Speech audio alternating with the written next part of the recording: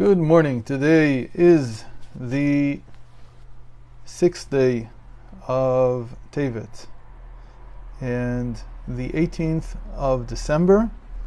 We're up to the second reading of Parashat Vayigash, and here we see Joseph's response to Judah accosting him, and Joseph can't hold back anymore.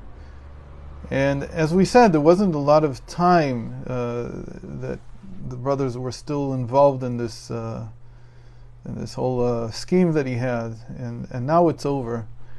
And the first question that he asks is, "I am Joseph. Does my father yet live?"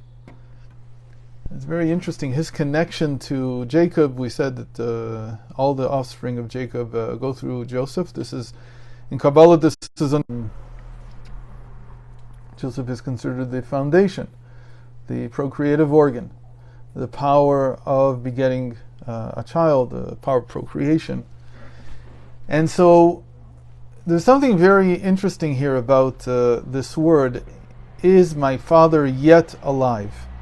And we will hear this from Jacob later, who says, Od Yosef bni chai, that my son Joseph is yet alive, is still alive. And this word "still" or "yet," which in Hebrew is od, has another meaning. It also means more. So what is Joseph? Joseph is always connected to this word od, and it makes sense because, as we said, he's the foundation. Foundation in Hebrew is yesod. Yesod is equal to 80, and this word od is also equal to 80. And so there's a lot that's built on this. You have to understand that in the inner dimension of Torah, when two words have the same value, then it means that they carry some kind of similar idea or meaning. So what is the foundation about? The foundation is always about making more. So the power of more in the person is related to Joseph. Where does this power come from? It's very interesting. We usually tend to think that the power of more is related to the spirit. In other words, we usually tend to think of ourselves as people that when we confront a difficulty, we overcome it by increasing our psychological strength, our spiritual strength, and so on. That's true. But there's another element to it, which is the more that comes from the body. And again, this is related to Joseph because Joseph is the power of procreation. And procreation is specifically physical. It's not just that it's physical. We have to remember that it's physical in the sense that there's nothing in the spiritual world that can create another being. There's nothing like that. You can't do that. The only place you can really create more is in the physical. And again, this is one of those tensions in Torah between the physical and the spiritual. There are religions and paths in the world that have denounced or given up on the physical. But in the Torah, the physical is represented by Joseph, and he finds a way to make more. Now, I want to get into this idea of making more a little bit more deeply. So to understand this properly, we have to know that there's, well, I'll say it like this. There's no easy way to say it, so I'll just say it. There are two ideas in Judaism that were hidden for a long time, and they weren't revealed. And the reason they weren't revealed is because apparently once they were revealed, they were misrepresented and taken in the wrong way. The first one is what we call the resurrection of the dead. And the resurrection of the dead is a real issue, because what are we saying actually? We're not saying, it would make sense to say that the infinite reality is related to spirituality, that the eternity is somehow something spiritual. And you know that most people think that way. They have this notion that the eternity will be something spiritual. But here it is, this incredible idea. I don't know if its origin is definitely in the Torah, but I do know that Judaism knew this or accepted this at some point in the late part of the Second Temple period. And whether this was a tradition that was handed down or something, I can't tell you, I don't know.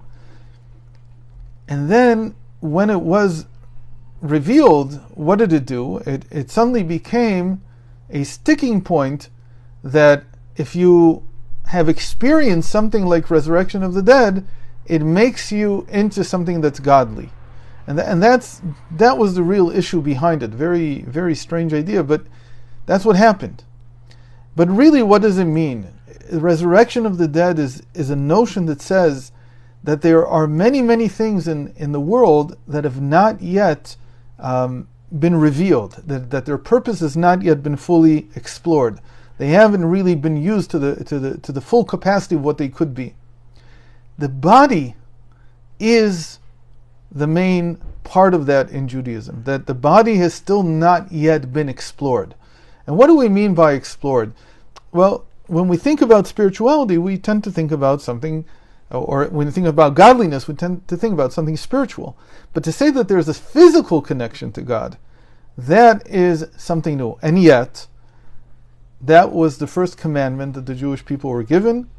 Then Abraham was commanded to circumcise. And where was he commanded to circumcise? To circumcise on the organ of procreation, on the foundation. And so there's this incredible, again, this must be the source really, that the bond with the spiritual, the bond with the infinite, better yet, not just the spiritual, but the bond with God who is infinite, comes through the physical body. And again, think about this. The first commandment that Adam was given, that's the way we understand that also, is to procreate. Again, something that binds him to the infinite through the act of the body, through a physical act. And Joseph is at the center of this because he's both the foundation in terms of procreation, and he is the foundation in terms of guarding the covenant of circumcision. And again, you have to notice these two things, that the first commandment given to Adam, to mankind in general, was a commandment to have children. Be fruitful and multiply and fill the earth and conquer it. The same thing happened to Abraham, who's now coming to create a holy people. We might have thought maybe the first thing that Adam should have been given was the Torah. You have a commandment to sit and learn Torah. And yet the first commandment is to go and circumcise the organ of procreation.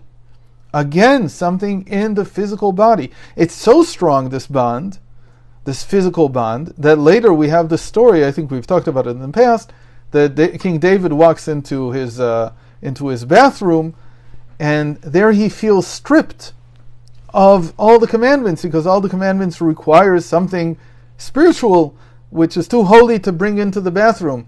And so he feels naked. And then suddenly he remembers, but I have the sign of the circumcision in my flesh, in my procreative organ. And so my body is still connecting me to God, not my spirit, because it's like there's a limit on where I can bring my spirit into, but my body is me, myself, and I, and we're connected. I'm still connected through my body, still connected to godliness. So we have this incredible notion that the greatest form of infinity, or the connection to infinity, actually passes through the body. It passes through Joseph. And so this idea then begins to form the basis of Joseph is still alive. Od Yosef bni Chai. My son Joseph is still alive. This still, this od, this more, in the sense of it's still ongoing, actually connects to the body. And it's not something spiritual. So come the sages and say that Joseph, this holiness of the body, this holiness which later becomes also the holiness of the land of Israel, but let's not bring that in now because that will only make it more complex to explain it, but it does become that in the end. There is a covenant over the land. There was the second covenant that, or rather the first covenant actually, that Abraham was given, but it was not a commandment. The second covenant was also a commandment to circumcise. So we find that the power of the body of Joseph in each of us, is the power to ensure that there is a resurrection of the dead, even when somebody is long gone, in the sense that they have no connection to the spirituality. Yeah, this is a very interesting idea, that you would think that if a Jew is not connected to the Torah, he's not connected to performing commandments, he's not connected to God in any way, so it's a lost cause. But we come and we say, no, there's the holiness of the body itself that will connect the person to God eventually, even if he's forsaken all the spiritual connections. And so we have this understanding that is called that Yosef Hashem li od ben acher, that God will add to me another son, that Rachel said when she gave birth to Joseph, and why she called him Joseph, is because Joseph has this ability to reconnect through the body itself, not through the spirit.